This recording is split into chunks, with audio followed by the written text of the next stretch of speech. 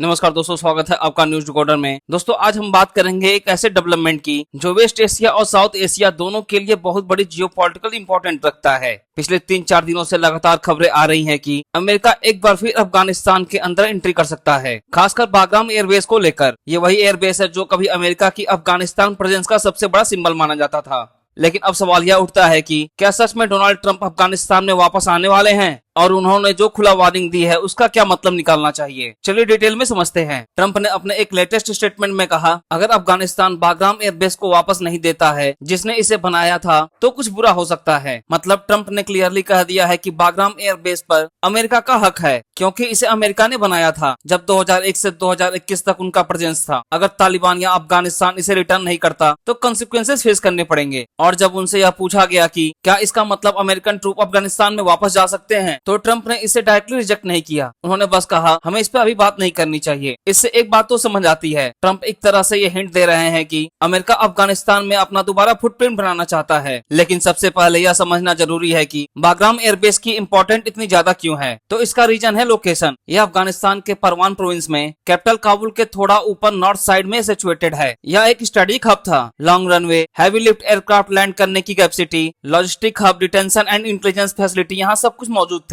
अगर सराउंडिंग की बात करें तो एयरबेस पहाड़ों से घिरा हुआ है, एक प्राकृतिक किले जैसा। 2001 से लेकर 2021 तक जब तक अमेरिका की प्रेजेंस अफगानिस्तान में थी, बाग्राम एयरबेस उनका सबसे बड़ा इंपॉर्टेंट एयरबेस था। अगर जियोपॉलिटिकल इंपॉर्टेंस के तौर पर देखें तो एनालिस्ट के हिसाब से बाग्राम के पास होने का क्या मतलब है। पहला है China factor. Bagram airbase geographically China के काफी करीब है, वखान कॉरिडोर के पास। अगर अमेरिका यहाँ बेस रखता है तो वहाँ बीजिंग पर डायरेक्टली स्ट्रेटेजिक प्रेशर बना सकता है। दूसरा है काउंटर टेररिज्म हब। अमेरिका ये जस्टिफिकेशन दे सकता है कि अफगानिस्तान में अभी भी ISIS, अलकायदा जैसे ग्रुप अभी भी एक्टिव हैं, इसलिए काउंटर टेररिज्म के लिए बेस चाहिए। तीसरा है रीजनल लेवरेज। बाग्राम से America Pakistan, Iran, central Asia पर प्रेशर डाल सकता है। यह एक बार्गेनिंग चिप बन जाता है जियोपॉलिटिक्स में। अब सवाल यह उठता है, अगर अमेरिका वापस आता है तो कैसे आएगा। बाग्राम को कैप्चर करना या वापस लेना इतना आसान भी नहीं होगा, लेकिन इम्पॉसिबल भी नहीं है। कुछ पॉसिबल सिनारियो भी है इसके। पहला है large scale combat operation. Taliban को साइडलाइन करके मिलिट्री एक्शन। सिंबॉलिकली भी यह दिखाता है कि अमेरिका वापस आ गया है। दूसरा है ट्रूप डेवलपमेंट एंड लॉजिस्टिक। सिर्फ बेस लेने से काम नहीं चलेगा, अमेरिका को हजारों ट्रूप्स डिप्लॉय करने पड़ेंगे। Air defence, logistic, pipeline, fortification सब बनाना पड़ेगा। तीसरा है इंफ्रास्ट्रक्चर रीबिल्ड। अगर लॉन्ग टर्म सस्टेन करना है तो अमेरिका को वहाँ हॉस्पिटल, मिशन सेंटर, एकोमोडेशन सब दोबारा से एस्टेब्लिश करना होगा। लेकिन इसके साथ कुछ प्रॉब्लम भी आएंगी। सबसे बड़ा है सोवरेनिटी का इशू। आज अफगानिस्तान ऑफिशियली तालिबान के कंट्रोल में है, तो अमेरिका की डायरेक्ट एंट्री को इंटरनेशनल लॉ वायलेशन बोला जा सकता है। तो अमेरिका के एक्शन क्या होंगे। ट्रंप का वार्निंग अभी भी क्लियर नहीं है, लेकिन कुछ पॉसिबल एक्शन हो सकते हैं। पहला है डिप्लोमेटिक प्रेशर। तालिबान को आइसोलेट करना, उनका रिकॉग्निशन ब्लॉक करना और एड कट करना। दूसरा है सेंशन। तालिबान लिंक इंडिविजुअल, उनके फाइनेंशियल नेटवर्क पर सेंशन लगाना। तीसरा है quad operation, intelligence red, cyber attack और टारगेटेड स्ट्राइक। चौथा है एयर स्ट्राइक और ड्रोन स्ट्राइक, बाग्राम के आसपास या अफगानिस्तान के अलग अलग एरिया में लिमिटेड स्ट्राइक करना। और पांचवा है फुल स्केल सीजर। यह होना तो पॉसिबल नहीं है, लेकिन अगर यह होता है तो पूरा रीजनल बैलेंस हिलेगा।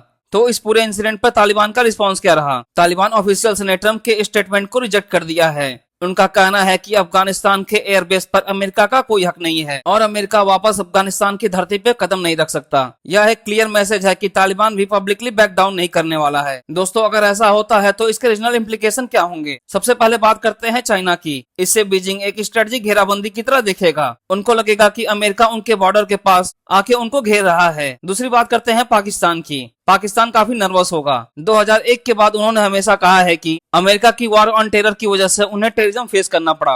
अगर अमेरिका फिर आता है तो इस्लामाबाद दोबारा एक मुश्किल सिचुएशन में फंस सकता है। तीसरी बात करते हैं रशिया और ईरान की। दोनों ट्रेडिशनली अपोज करते हैं अमेरिकन बेसेस को अपने नेबरहुड में, तो मॉस्को और तेहरान भी इसका अपोज करेंगे। और चौथी बात करते हैं रीजनल स्टेबिलिटी की। अमेरिका हमेशा से कहता आया है कि वो स्टेबिलिटी के लिए आता है, लेकिन हिस्ट्री देखे तो जहां जहां अमेरिका गया है वहां कॉन्फ्लिक्ट और इनस्टेबिलिटी ज्यादा बढ़े हैं। तो सबसे ज्यादा लाइकली सिनारियो यह लगता है कि ट्रंप अभी के लिए डिप्लोमेटिक और इकोनॉमिक प्रेशर क्रिएट करेंगे। शायद कुछ ड्रोन स्ट्राइक भी हो सकती है, लेकिन फुल स्केल इन्वेजन की पॉसिबिलिटी अभी भी बहुत कम है, क्योंकि इसके लिए ह्यूज फाइनेंशियल बर्डन होगा। सिविलियन कैजुअलिटी भी बढ़ेंगी। और ट्रंप ने अपने खुद इलेक्शन कैंपेन में कहा था कि वो अमेरिका को वार में ढकेलना नहीं चाहते हैं। ऐसे में अगर वो अफगानिस्तान में एंट्री करते हैं तो अमेरिका के अंदर ही एक पॉलिटिकल डिबेट शुरू हो जाएगी। तो ओवरऑल कंक्लूजन यह है कि ट्रंप की लेटेस्ट वार्निंग अफगानिस्तान और तालिबान के लिए एक अलार्म बेल है। लेकिन अभी तक क्लियर नहीं हुआ है कि अमेरिका का नेक्स्ट स्टेप क्या होगा। शॉर्ट टर्म में डिप्लोमेटिक आइसोलेशन और सेंक्शन भी हो सकते हैं। मीडियम टर्म में लिमिटेड स्ट्राइक भी पॉसिबल है। वहीं अगर लॉन्ग टर्म की बात करें तो